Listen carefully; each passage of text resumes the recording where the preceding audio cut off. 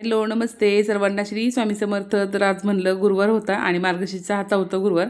तर उद्यापन हे करायचं होतं. तर म्हणलं चला केस धुवायचे. तर आयुर्वेदिक तेल बनवलेलं आहे आपल्या चॅनलवरती. हे तेलाची रेसिपी पूर्ण आहे चॅनलवर. तुम्ही नक्की सगळ्यांनी पहा. आणि आज कार्तिकी गायकवाडची आमची भेट झालेली आहे. तर सगळ्यांनी ब्लॉग कंटिन्यू पहा आणि कसा वाटतो कमेंट करून सांगायला विसरू नका. भेटूया. बघा, माझी अंघोळ तर झाली होती आणि परीचं काय चाललंय, झाडू मारता मारता परीच्या पप्पांनी जी गाणी लावली होती विठ्ठलाची, त्यावरती परी डान्स करत आहे. आणि तिला माहितीच नव्हतं की मी तिचं शूट करते म्हणून. तर मी तुम्हाला सगळ्यांना गुड मॉर्निंग म्हणण्यासाठीच आले होते. आणि तिचं मला पाहिल्यानंतर जी विठ्ठलाची गाणी होती ना, त्यावरती ती डान्स करून दाखवत होती. तर म्हटलं चला आज जरा वेगळी रेसिपी करावी. खिचडी तर बनवायचीच होती. पण म्हटलं ही जरा दह्यातली खिचडी आहे. खिचडीच म्हणायची आपण आता.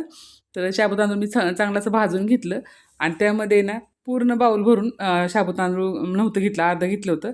आणि त्यानंतर आपल्याला दही पूर्ण भरून घालायचे.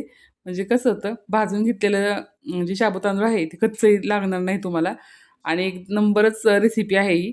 ही मी लहान होते ना त्यावेळेस एका मावशींनी अ, त्यांच्या इथे मी खाल्ली होती. तर मला ही माझ्या लक्षात आली. म्हटलं चला आता तुमच्याशी पण शेअर करावी ही रेसिपी. खरंच खूप छान लागते. यात तुम्ही साखर घालूनही खायचे. तर अर्ध्या तासानंतर मी पाहिलं शाबू तांदूळ मुरले का? तर छान मुरलं होतं आणि पूर्ण एकजीव करून घ्यायचं आहे आपल्याला. आणि एका साईडला मी खिचडी बनवली होती. परीच्या पप्पांना खिचडी द्यायची होती. तर त्यांना ही रेसिपी आवडती का पाहायचं होतं, का तर त्यांनाही ॲसिडिटी लागते. तर म्हटलं चला आता ह्या रेसिपी त्यांना आवडली तर नक्कीच चांगलं होणार आहे. तर म्हटलं मग पूर्ण एकत्र एकजीव करून घेतला आणि मग मला तर साखर नाही आवडत आणि परीच्या पप्पांना साखर आवडते. त्यांना मी साखर टाकून देत होते आणि तुम्ही पण नक्की अशी ट्राय करून पहा. काही जास्त लागत नाही त्याला. फक्त साबुदाणा तांदूळ भाजून घ्यायचे आणि त्यानंतर खिचडीही बनवली होती. तर कसं होतं उपवास असला ना, की मुलंही आमची उपवासच करतात. दोघांनाही उपवासच असतो. तर मी आता उपवास होता त्याच्यामुळे जास्तच बनवून ठेवलं होतं. का तर दिवसभर स्वयंपाक पण करायचं होतं मला आणि आज परीचं गॅदरिंग होतं. त्यामुळं ना, परीने अंघोळीच्या अगोदरच सगळं कामं करून घेतली. झाडून झाल्यानंतर तिने लगेच फरशी पुसून घेतली आणि पूजा मांडायची होती. आज परीची पूजा मांडणार होती आणि तिने अंघोळीच्या अगोदरच सगळी कामं आटपून घेतली. म्हणजे तिला आहे ना, अंघोळ झाल्यानंतर तिचं आवरायचं होतं आणि कसं होतं मुलींना वेळच लागतो बघा. तर तिने आता रांगोळी काढून घेणार होती. तर म्हणलं जाऊ द्या. आता तिने वाटा वगैरे तिच्या पप्पांनी स्वच्छ करून ठेवला होता. तर तिने बसून पाणी गरम होईस्तोपर्यंत चला रांगोळीला म्हणली सुरुवात करते मी. तिने रांगोळी केली, रांगोळी काढली सॉरी. आणि त्यानंतर परीच्या पप्पांनी त्यांची पूजा जी होती आपली रेग्युलर जी पूजा असती आणि गुरुवारच्या दिवशी कसं होतं, सगळी पूजा त्यांना एकदम क्लीनमध्येच आवडती. त्यांनी मस्त असं सगळी भांडी वगैरे जी देवाची होती ती सगळी घासून घेतली होती आणि त्यांचीच गुरुवारच्या दिवशी पूजा करायचा टायमिंग असतो. तिचं सगळं काम आवरलं होतं, फरशी वगैरे झाली होती. तर म्हटलं चला आता तिची तयारीला सुरुवात केली होती तिने. काय तिचं बरंच काम राहिलं होतं. म्हणजे आवरायचं, गॅदरिंगचं कसं असतं मुलींचं बराच वेळ जातो त्यांना. तर माझंही आवरलं होतं आणि मी आता स्वयंपाक करून ठेवणार होते. का आता संध्याकाळी यायला किती उशीर लागतो माहीत नव्हतं. तर म्हटलं चला आता मग परीने पूजा मांडली बरं का. बाकीची जी देवीची पूजा होती ती परीने मांडली. आता तिला एवढं जमत नाही बरं का, पण सांगाल तशी तिने पूजा मांडून घेतली होती. मला मांडायची नव्हती त्याच्यामुळे तिने पूजा मांडली आणि परीच्या पप्पांनी पुस्तक वाचलं. का तर कसं होतं, पुस्तक वाचायचं म्हटलं की तिला खूप उशीर लागतो आणि मग तिचंही आवरायला वेळ लागतो. आणि आज मस्त शिवतांडवमधला तिचा जो लूक बनवायचा होता ना, त्याला वेळ लागणार होता. त्यामुळे तिचं आवरायलाही सुरुवात केली आणि कसं होतं मुलींचं खरंच खूप असतं. त्यांना बरंच साहित्य मेकअपचं पण लागतं. मुलांचं बरं असतं. ज्यावेळेस मुलाचं गॅदरिंग असायचं ना, त्यावेळेस मला इतका उशीर नाही लागायचा बरं का. पटकन त्याचं काय, जो काय कपड्यांचा लूक सांगितला असेल तो बनवायचे मी आणि त्याचा मेकअप वगैरे जास्त नसायचा.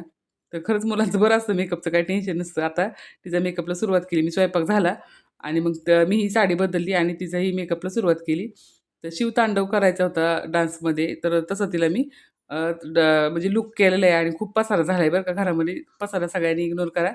सगळीकडे ना आता जी साईडला पिशव्या वगैरे दिसतात तुम्हाला त्यात मी सगळं भाजीपाला आणून ठेवलेला होता.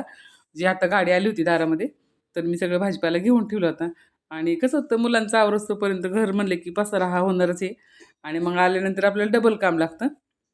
त्यानंतर आम्ही निघालो होतो. तर परीने मास्क वगैरे लावला होता, का तर आमच्या इथे खूप धूळ आहे. त्याच्यामुळे तिने मास्क लावला होता आणि जरा शूट करताना ना परीच्या पप्पांनी जी आम्हालाही त्यांनाही सवय झाली उभ्याच कॅमेऱ्याने शूट करायची. त्यामुळं जरा सगळ्यांनी समजून घ्या. आणि आजचा परीचा लूक कसा वाटतो मला सगळ्यांनी कमेंट करून सांगा. तर मी घरच्या घरीच तिचा मेकअप करत असते. जास्त काही नाही, जे आपल्या घरातलं साहित्य मिळेल ना त्यातच मी तिचा लूक तयार करत असते. खूप लहानपणापासून एकदम लहान होती पहिलीपासून मी तिचा असाच लूक करत आणले. तर आता ही 10वीला आहे आमची परी. तर तुम्हाला आजचा लूक कसा वाटतो कमेंट करून नक्की सांगा. आजच्या गॅदरिंगमध्ये पाहुणे म्हणून आहे ना कार्तिकी गायकवाड तिला बोलवलं होतं. तर खरंच खूप तिने सुंदर अशी गाणी गायलेली आहेत. तुम्ही सगळ्यांनी नक्की ब्लॉग पाहायचा आहे आणि एक परीचा पण डान्स मी फक्त आवाज नाही हे केलेला का तर कॉपीराईट येऊ शकतं ना त्यामुळं. तर चला आता शिवभूमी परिवारात स्वागत केलेलं आहे म्हणजे आपल्या शाळेचं नाव आहे. तर चला आता तिच्या जी मैत्रिणी होत्या ते बरेच जणींचा मेकअप चालला होता आणि तिथे एक बाळ आलं होतं. तर ते परीच्या मैत्रिणीने घेतलं होतं. म्हणजे एक ताई होतं त्यांचं बाळ होतं. तर त्यांच्या मुलीचा मेकअप चालला होता ना त्यावेळेस त्यांचं आवराआवरी चालली होती तोपर्यंत तिने घेतलं होतं ना फायनल राहिलेलं एकदा मेकअप टचअप परीने करून घेतला आणि जास्त मेकअप घरी नव्हता केला तिने. इथं आल्यानंतरच करणार होती आणि चाललं होतं बघा आमचं हे मेकअप आणि तिने तिच्या हातानेच करते राहिलेलं काय असेल ते. तर चालू होतं बघा मुलींचं कसं आहे मुलींचं कितीही आवरलं तरी काय आवरत नसतं आणि ही ताई आहे ना आपल्या गावामध्ये राहिली होती. आता ती दुसरीकडे गेली. तर आता ऐका तुम्ही कार्तिकीचं गाणं.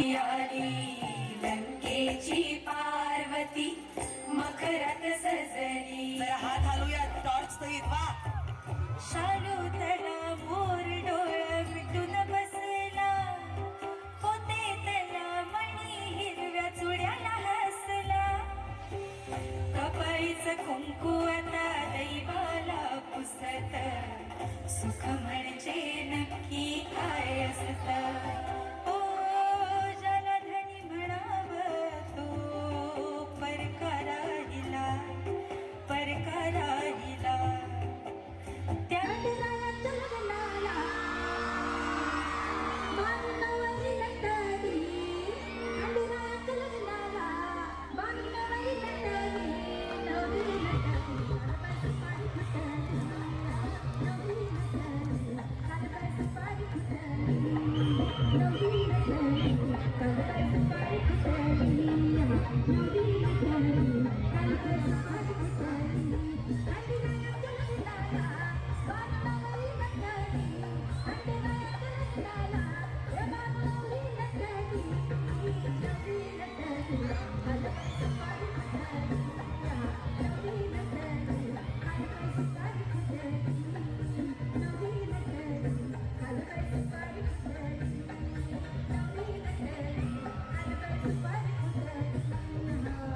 आणि कार्तिकीचं गाणं सगळ्या मुलांनी एन्जॉय केलं. खरंच खूप सुंदर असं गाणं म्हणलं तिने आणि असंच आपल्या मुलांनी पण काही ना काहीतरी करावं असं मला सुद्धा वाटतं.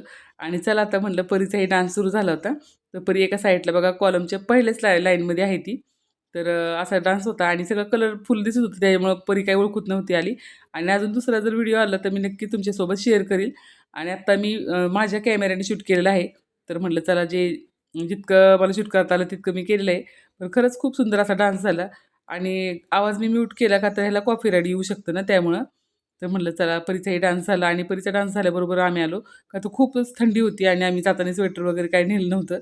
त्यामुळे एकदम थंडी खूप होती आणि घरी आल्यानंतर आम्हाला आरती करून उपवासही सोडायचा होता. आणि कार्तिकी गायकवाडची भेट झाल्यामुळे ना खरंच खूप छान वाटलं. की समोर तिला पाहता आलं आणि त्याबद्दल मला खरंच खूप आनंद वाटला. तर म्हटलं चला आता घरी आलो आम्ही आणि कपडेसुद्धा चेंज नाही केली परीने. डायरेक्टच आरती करून घेतली आणि आल्यानंतर कसं आहे लगेचच्या लगेच तिला काय होत नाही. लगेच आपलं झोपून राहिली आणि मग कधीच्या कधी तिने कपडे चेंज केले आणि मग उपवास सोडवला. तर असंच असतं मुलांचं कामं. तर तुम्हाला आजचा ब्लॉग पाहायला कसा वाटतो कमेंट करून नक्की सांगा. नवीन असाल तर चॅनलला लाईक, सबस्क्राईब, कमेंट नक्की करा. भेटूया अशा छानशा ब्लॉगमध्ये. चला सर्वांना श्री स्वामी समर्थ. जय जय स्वामी समर्थ.